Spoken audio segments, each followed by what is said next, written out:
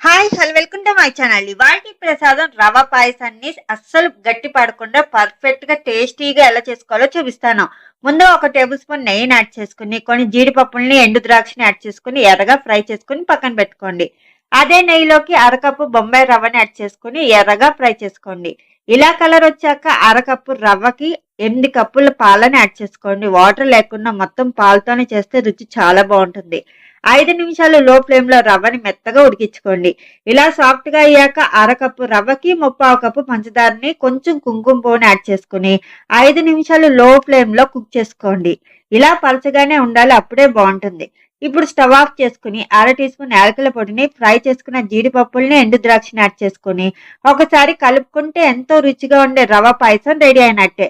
అచ్చం పాలతో చేసాం కాబట్టి రుచి కూడా కమ్మగా ఉంటుంది.